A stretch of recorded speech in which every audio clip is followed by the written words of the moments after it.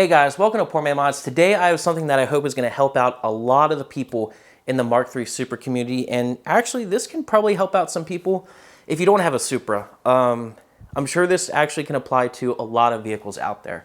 Please do pardon my voice and my sniffles. I do have a bit of a cold that I'm trying to get over. But I wanted to get this video out for you guys because I think it can seriously help out a lot of people and potentially save you hundreds or even thousands of dollars. So if you have a Mark3 Supra or another car with double wishbone suspension, you might know that your rear upper control arm has a ball joint.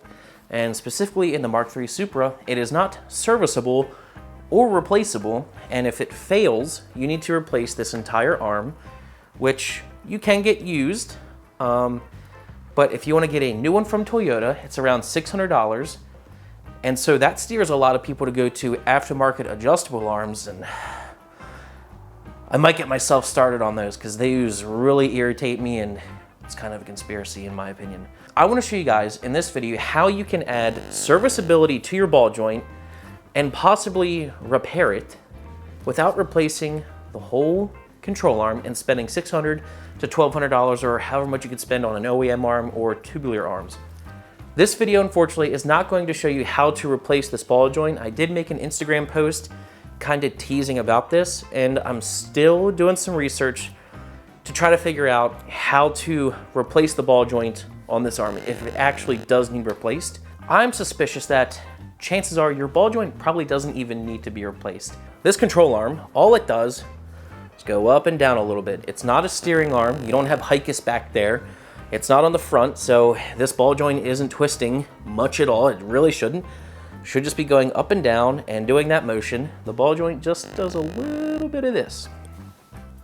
Now, I did get one of these from a follower of mine on Instagram. Forgive me, I forget your name, but he did send me one for extremely cheap, and I took it apart and did learn a lot about what's going on in here. And I took that knowledge and applied it to this control arm, and I'm gonna share it with you guys. This ball joint is in my original control arm. This has 100,000 miles, and it's from 1988, and it's not loose. Some people say their ball joints are loose. My follower who sent me an arm that I totally destroyed and took apart, I told him, don't send me a good one. You know, I know there's people out there that think they need to replace their arms, so don't give me one that might do some good in the world. Send me a junk one, I want to take it apart.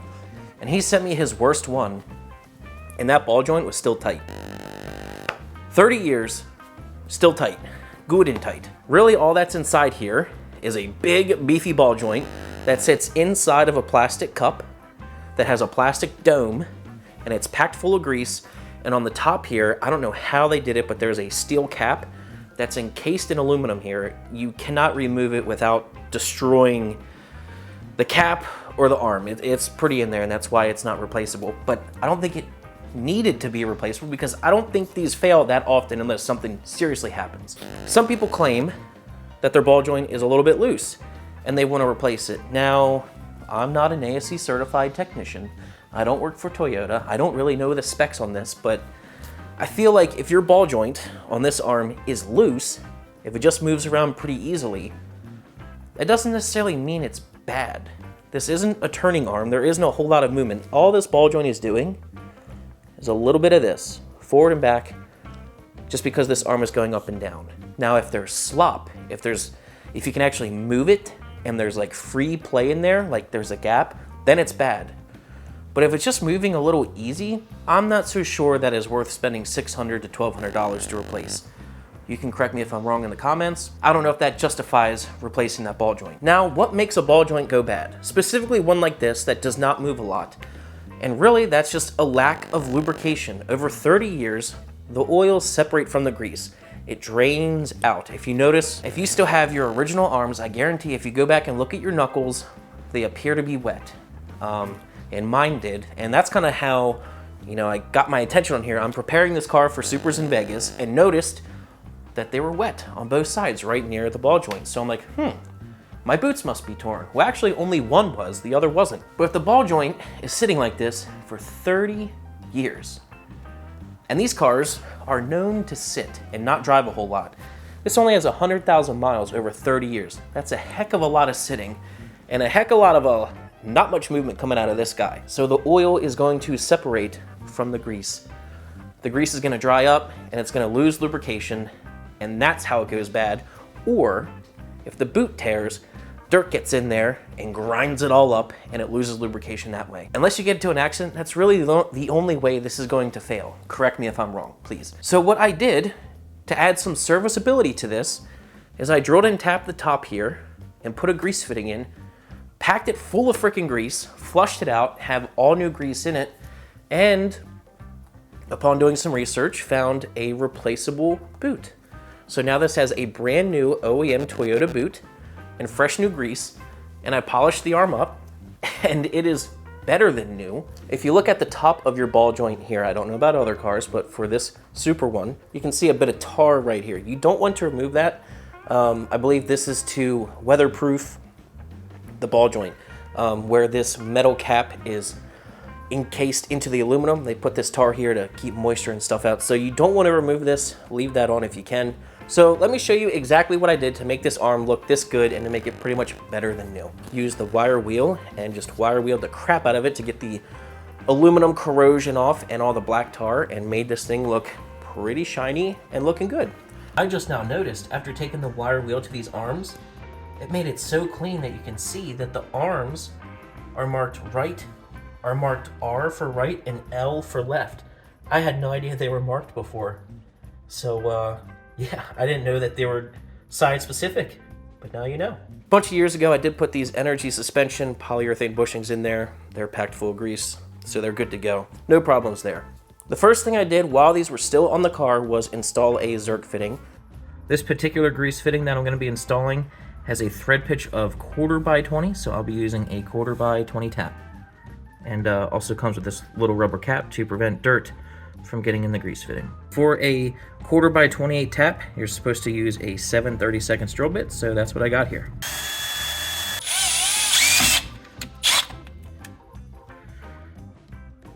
Made it through. A little bit of metal got in there, which I was able to get out with this small screwdriver. Crisis averted there. Here's my 1/4x28 tap.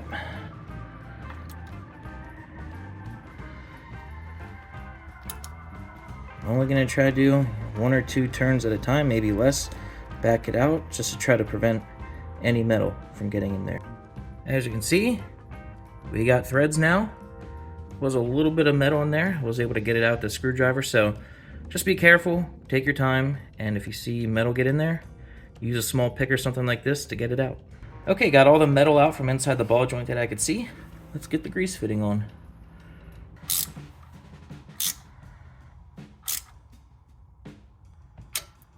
Don't want to strip it out. Now you have a serviceable ball joint for your Supra. So now you can add grease to your 30-year-old ball joint if it's not bad, but it's just dry and needs some grease. How about that? Since it's, quote, not serviceable, they don't tell you, I don't think, what grease to use. So use the grease of your choice.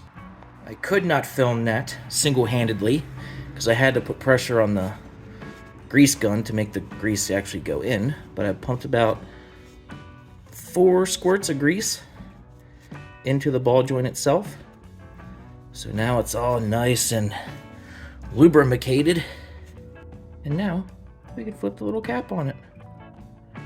Frickin' sweet!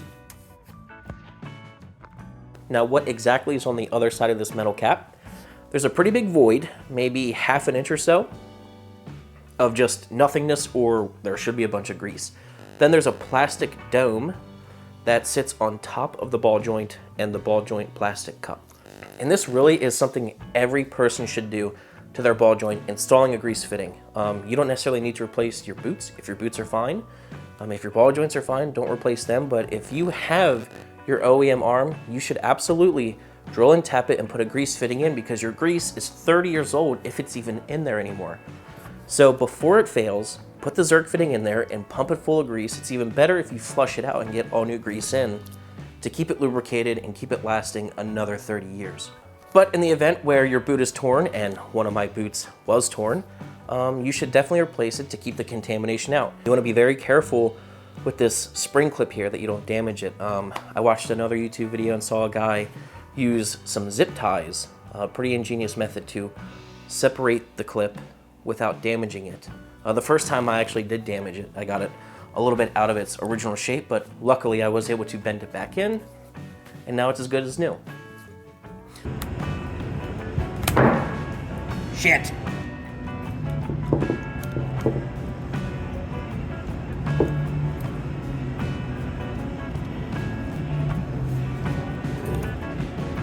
So now that I have this boot off, what I want to try to do is pump it full of grease with the Zerk fitting that I installed.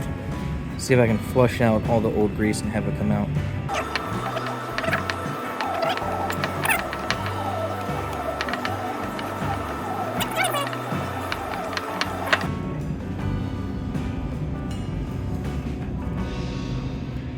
Here is the part number for the boot that I will be installing. I don't know if this is the one that Toyota lists for the Mark III Supra, but upon doing some research and seeing what other people have done, this boot should work.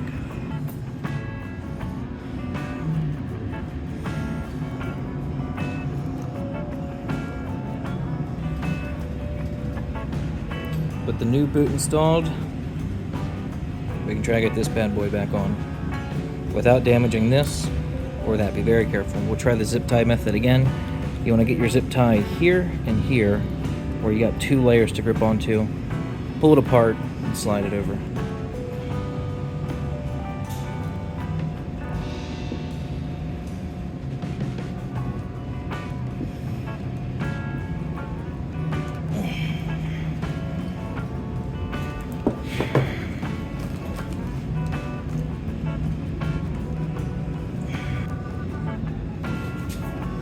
I think I got it.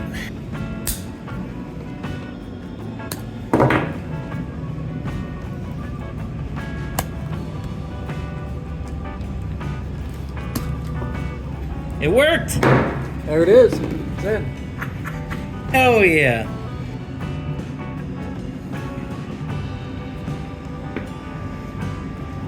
So, got a Zerk fitting on there, fresh boot, good polyurethane bushings. This arm is good to go, better than new, and it's serviceable. I don't know why they didn't include a grease fitting from the beginning.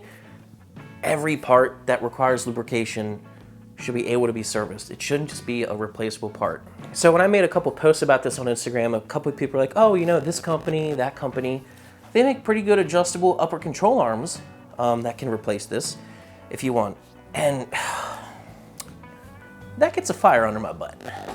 I don't like that. I have an issue with all these adjustable arms. Let me vent about that real quick. When person X said, hey, you know, this company makes adjustable arms, why don't you just look at that? Well, I have a problem with spending $600, $700, $1,000 for essentially replacing a ball joint. And when these companies sell adjustable arms, if you think about it, probably